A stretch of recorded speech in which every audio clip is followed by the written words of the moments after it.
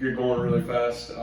Again, from our end, I think from a health standpoint, really good shape going into this week. You know, the only guy that missed really last week was Orion Vance. He was back out of practice yesterday, so I'm really hopeful that he'll be able to play this week. We'll certainly know more as this week progresses, but look good this week. You know, from our end, going into this week, our greatest challenge to date, obviously a very talented, very skilled Oklahoma State team, and as we know, a really well-coached Oklahoma State team coming in here. So a team that's probably got the best group of playmakers we've seen to date, and be a great challenge for our football team. So with that said, I'll certainly open up to you guys questions you have. One of those big playmakers for them is Hubbard. Just what do you see from him and the challenges that come with slowing him down? Yeah, you know, I think just he's a complete tailback, and you know, I think the thing for me that's so impressive is his ability to make all the runs, his ability to catch the ball in the backfield. You know, we've been fortunate in my time to be able to coach some really good running backs, and he's got all the qualities of what great running backs have the ability to do. And you know, he's been incredible for him. Obviously, any running back would tell you you have to also have a really good offensive line. You have to have receivers willing to block for you. And he's got all those things happening for him at a really consistent rate as well. But he's a real talent, and it'll be a real challenge for us. Matt, obviously there'll be a lot of talk about this being Brock's breakthrough game last year against Oklahoma State, but it also was a breakthrough game for Tariq. 60-yard catch, I think, biggest gains he had. How important was that? Because I know you'd seen that in practice from him, but to translate it to the field, and now he's kind of one of your big playmakers.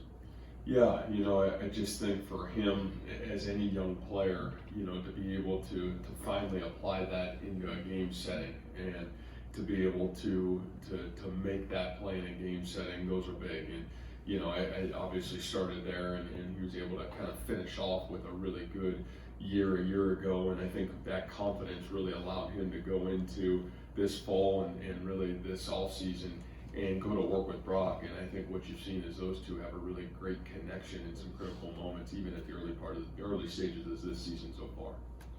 Now, what's allowed freshmen to come into your system and find success the way Brock, Tariq, Mike Rosa last year, now Brees this year? Yeah, you know, I would hope the biggest thing is the culture of our veterans and our leaders in this program. You know, I think for young guys to be successful, especially in a program now where, you know, 44th year in it, it's got to be one of those cultures that, you know, they embrace the young players that come into the program. And, you know, for us to be able to have some newcomers, whether it's the young players like Brees or LaMichael Petway or, you know, some of these guys that are making impacts early, I think the culture's got to welcome you. And I would really tell you that I think that's the biggest thing that we're fortunate to have is our seniors, our leaders, our veterans, whether you're a freshman or you're a senior, they're going to treat you the same way. And, you know, I think the respect of our kids know what we'll do every week is try to play the best players and the guys that are earning the right to play and get on the field. And so I think that openness and that culture has certainly helped those young guys step on the field with confidence and be able to play.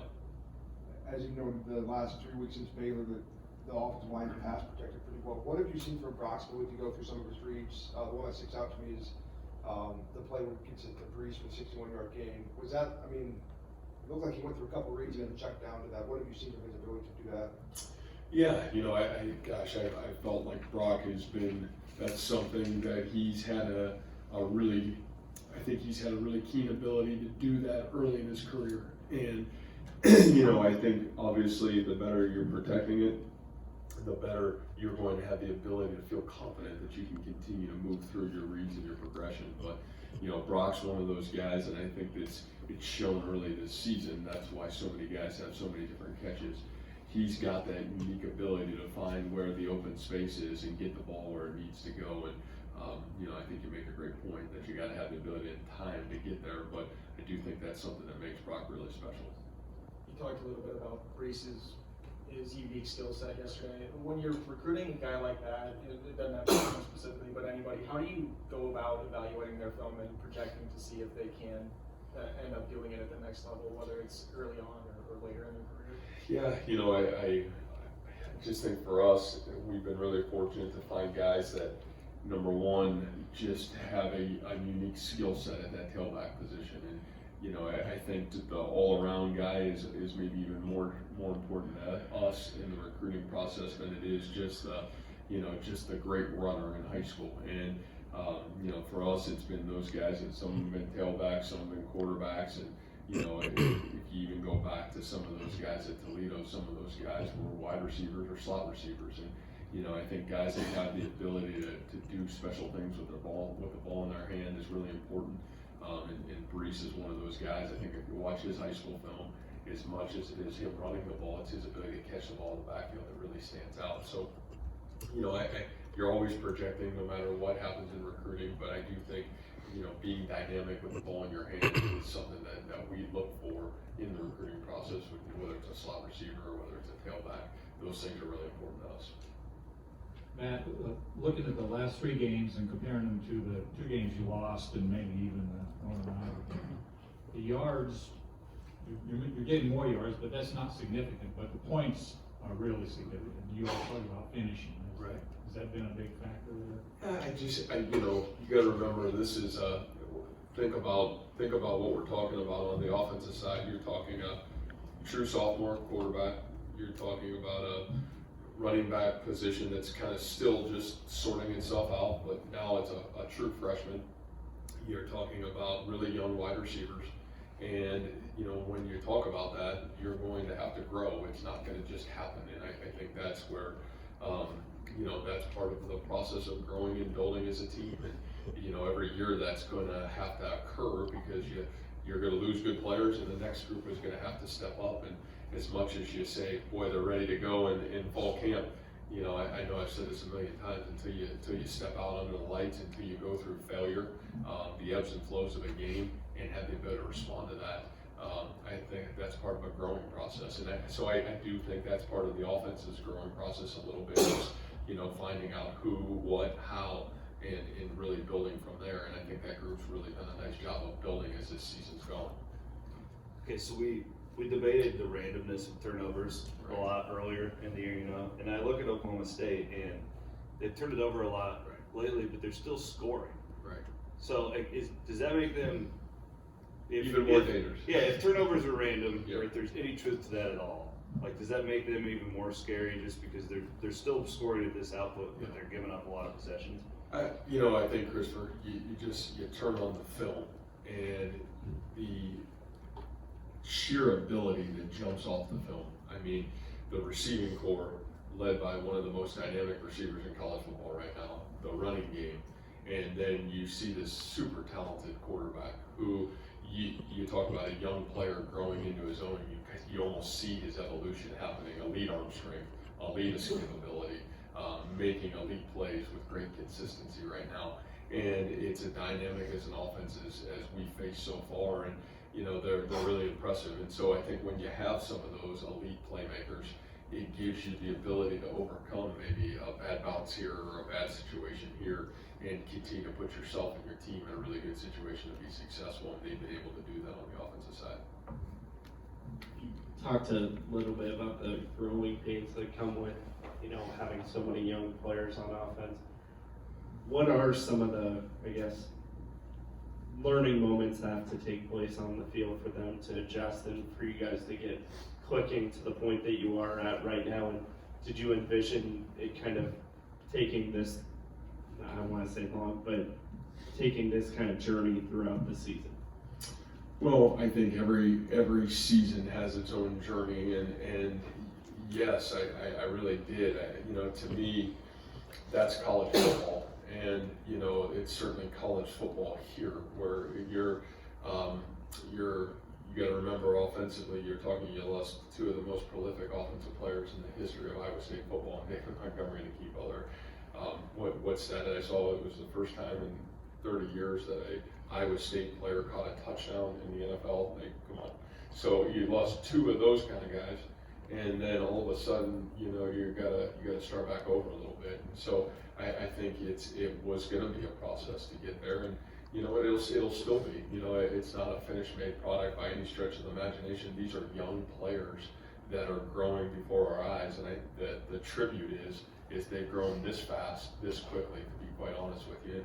You know, it's been great to have an anchor of an offensive line, some of those veteran guys that have been back, but, you know, I think that's always gonna be a challenge in terms of losing good players, and then that next group being ready to go, but having to go through I always say this, I think you gotta fail a little bit before you can really grow to become what you wanna be, and, you know, that's just a natural growth pattern in my mind, and so I think those expectations were out there from my mind, that was what it was gonna look like and feel like, and it'll be fascinating to see where this group can be by the time the season ends. Can it make a couple of huge strides, and it'll have to if we wanna be the best team we can be down the stretch run.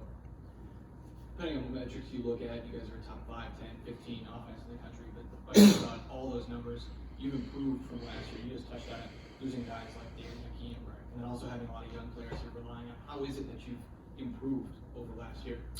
Yeah, you know, I really think what's improved is the one position that if you want to be a really good offense, you have to have, and that's the quarterback position. And so, you know, I think the consistency that we've been able to have there has certainly allowed growth to occur. The other thing that's improved greatly is the offensive line.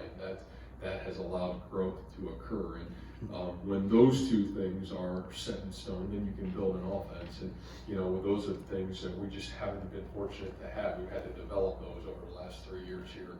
And so I think those development patterns have allowed us to maybe start to be a little bit closer to who we would love to be as an offense, and really what our expectation of playing offensive football looks like and feels like. So, you know, again, I think trending in the right direction, but, you know, I think always, when you look in those last couple of years, doing what was needed for the betterment of the team, and sometimes stats can be really skewed in a lot of ways, but it comes down to team success, and I think that's the one thing I love about our staff and our program. We'll do whatever's needed for the betterment of the team to be successful. You mentioned Orion Vance. You're hopeful that he's back this week. Obviously, I think that means Mike Rose moves back outside after playing inside for a week and a half now. What's the differences between playing outside and inside linebacker in your system, and what's that say about Mike Rose's ability to do that? Yeah, you know, the differences are certainly great because I think you're just talking space, and I think that's what's unique about it's certainly our game today in college football is teams are going to make you play in space, and your ability to play in space, tackle in space, defend in space. Those are what's the difference usually between a really good football team and a really good defense, or a team that's maybe struggling a little bit on defense. And you know, I think for us that you're right. It says a lot about Mike Rose's ability. Number one, to flip from inside to outside. You got to be a really good athlete. You got to have great awareness. And number three, you've got to have that ability to run sideline to sideline. Michael's got all those things. And he, you know, his ability for the betterment of our team to go out there and really strengthen an area for us that maybe we didn't have that right answer to start the season. It was huge for our defensive team, and certainly huge for our football team in general. And I think it's allowed us to take an area that maybe once was a little bit unsure and really strengthen an area for us and give us some really, really good play out at Sam linebacker. Matt, can you share some of the lasting memories you have of last year's game against Oklahoma State, but specifically when Brock comes in and how you kind of viewed everything that kind of transpired early on in that game? Yeah, you know, I really probably don't remember much about it other than the fact of, you know, the preparation that Brock put into, you know, getting an opportunity to play and then watching him play. And, you know, even when you go back to that game, it wasn't perfect by any stretch of the imagination, but I just think that the preparation and detail that he put into his opportunity and then making the most of it was really big, at least for him, and then obviously became big for our team down the stretch a year ago.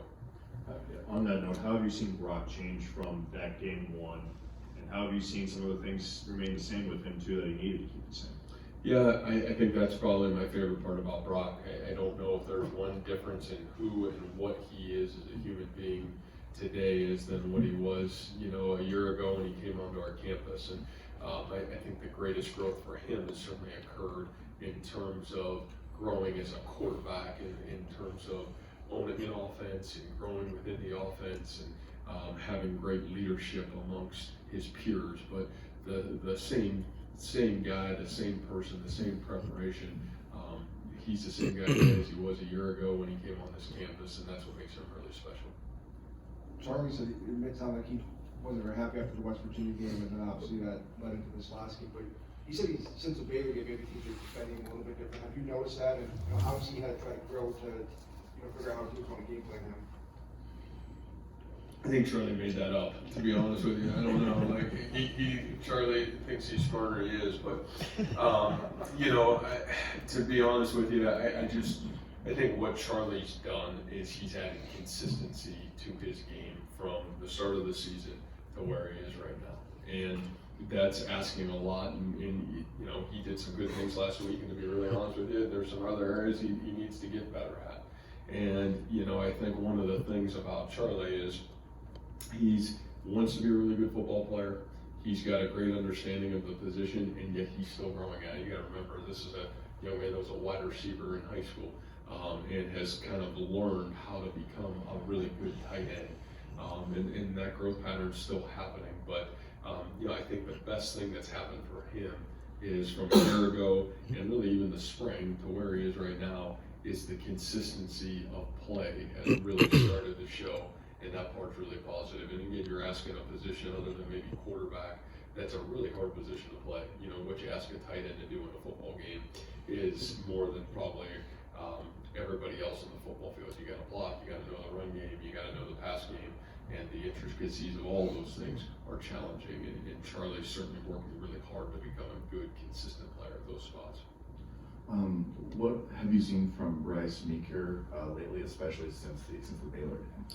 Yeah, Bryce is one of those young men for me that I'm really proud of, because Bryce is a guy that's had to work really hard to become the best version of himself he could be. And I really saw that evolution happen really 2 years ago. And he went into last football season, and I saw him make more strides a year ago than I've maybe seen a lot of players in our program make. And from how he went to the weight room to how he approached his craft, how he approached his day-to-day operation and academics. And I think what you've seen is a young man that started to build and earn the right to be confident to go out on the football field. And playing offensive tackle and playing the cornerback position are two very humbling spots, because when things don't go well, everybody in the stadium knows it. And for Bryce, one of my greatest prides of him is it didn't go great in the Baylor game. And yet, instead of that setting off an entire season of turmoil, he had that ability to come back to practice, get himself better, understand what he did well and what he didn't do well, and has really started to play really good football for us over the last couple of weeks. And so, again, the senior in our program, a guy that's got not much time left, and he's got the opportunity to put a great cap to his career. And so I'm really proud of his work ethic and his continued grind to try to be the best version of him he can be for us. You mentioned a couple minutes ago something about the evolution of the game or whatever, and I was thinking about defense.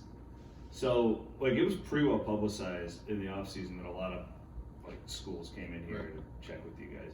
Do you know how many programs are playing with 3 men on the line now compared to 5 years ago? Because it seems like half the teams in college football are doing it. That doesn't mean they're necessarily mimicking you, but I'm just curious how much that's changed and maybe how that affects you offensively too. Yeah, I certainly think it's certainly a change, and it's fascinating because I think what defensive football has changed, and thinking back to just me getting into this profession, everybody was defending everybody from the inside out. They were 4 down. You were going to stop the run, and you were going to defend everybody from the inside out. Well, I think that evolution has changed greatly over the last 12, 13, 14 years to where now everybody wants to defend you from the outside in. And how that happens, whether it's a 3 down front or a 4 down front, people really are putting that approach to defending offensive football. And I think you almost have to today with the ability of these offenses to spread you, play vertical through the passing seams. And so I think it's certainly been a great change. And again, if you're not multiple in how you attack people defensively, I think that's a real challenge too. And if you're going to just do the same thing consistently, I think that's really hard, for to be able to be really good on defense. I think there's got to be a sense of multiplicity in what you do, and I think that's the other thing you see a lot of people doing is a lot of different things. And you know, I look at our opponents the last couple of weeks and even up into this week, and the first thing that comes to mind is Matt, multiple, doing a lot of things. And so, yeah, I think that the game's changing a lot and has made great change over the last 2 years, especially on the defensive side of the ball. Okay, we talked about the young offensive guys growing up. Your defense has pretty much always been there. Is there another area that you feel if you could just take it up a notch, man, that would really, really help you? Well, you know, I think we'd be naive not to say the consistency in our kicking game right now. You know, I think where I'm really proud is I think our special teams in general has taken some really positive strides through this season. I think the area for us that's still left out there is just the consistency in our kicking game, and you know, I feel like we're really close to that. You know, I think we've had some really positive moments, and we've had some couple moments where you feel like, man, we want to be a little bit better and more consistent there than we need to be. But we're really fortunate to have some great kids that are really working hard at it, and I think we're really close to being what we want to be there. Piggybacking off that, something you can commend this young offense on at this point through the season is how they've been able to step up in those critical moments, especially in the fourth quarter, and continue to put up points, either helping you stay in a game or helping you pull away in a game that you should win. What does that say about the way that they approach those critical moments in that fourth quarter? Yeah, you know, again, I think a lot of that stems from the mindset of our quarterback. You know, he's a guy that he wants to win the football game, and he's kind of got that drive and that moxie to understand the situation. Also, you know, be smart enough to not put the team in a dangerous situation, but to be, you know, courageous enough to make the hard play and make the tough play. And so, you know, I think when you have some of that moxie, that really helps everybody around you, you know how you want to play offensive football. So I think a lot of it stems from him. Where are you with your kicking situation heading into this week? Is it still kind of an open competition, or are you thinking Connor's I don't think it's been an open competition, really. You know, it's been a situation for us kind of where Connor's been our guy, and you know, if it was from depth or distance, the last couple of games we kind of went with Braden, you know, and so I think pretty similar, you know, and Braden earned his right to do it because of how he practiced in terms of that depth and that distance. And so I think we'll continue to see, but Connor's definitely still our kicker. You know, and we'll kind of see how that situation continues to play out in practice. But like I said, we're fortunate to have two guys that have two really unique, different skill sets a little bit, but unique for sure. All right, Coach, thank you. All right.